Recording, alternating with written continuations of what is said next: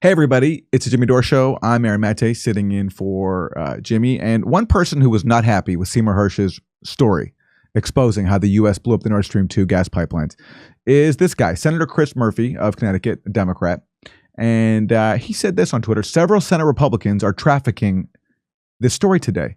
FYI, the formerly reputable author, he's talking about Seymour Hersh, the reporter on this story, also believes that the Bin Laden raid was fake, that U.S. Special Forces are controlled by Opus Dei, and the U.S. military trains Iranian terrorists somewhere in Nevada.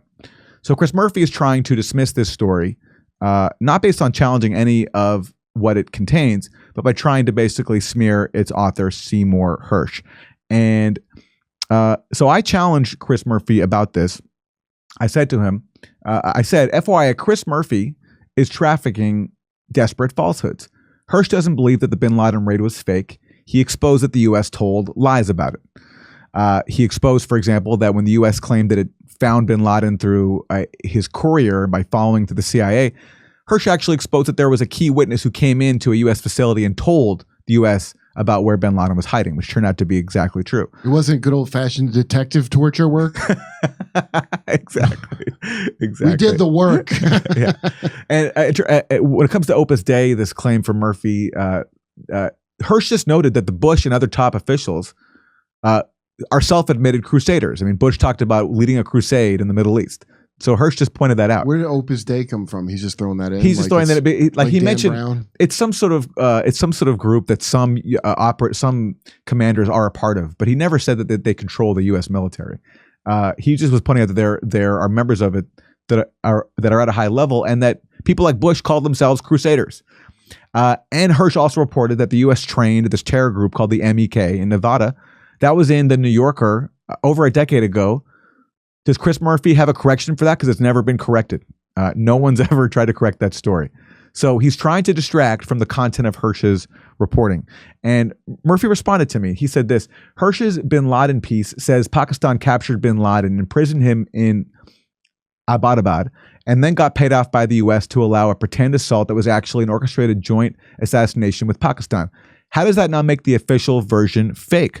Well, now Chris Murphy is moving the goalpost, because he didn't say initially that Hersh says that the official version of the story is fake. He said, you can see it over here, that Hersh believes the Bin Laden raid itself was fake. Not the official story about it, but the raid itself was fake.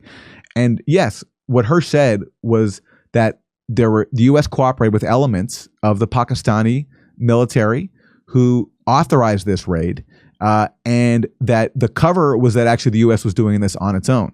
And no one's ever proven him wrong on that. The only thing that's been proven is that his key claim about a witness telling the U.S. about where Bin Laden was, that's been shown to be exactly correct. And I pointed out to Chris Murphy, you've moved the goalpost. You claim that Hersh believes the Bin Laden raid was fake. Now you say Hersh believes the official version about the raid was fake. Yes, that's right. That's what journalists do. They question the official version. They don't just believe what the U.S. government says and accept it on faith. They have sources, they do reporting, and they find the real story. And from the Bin Laden raid to the Nord Stream 2, Hersh found the real story.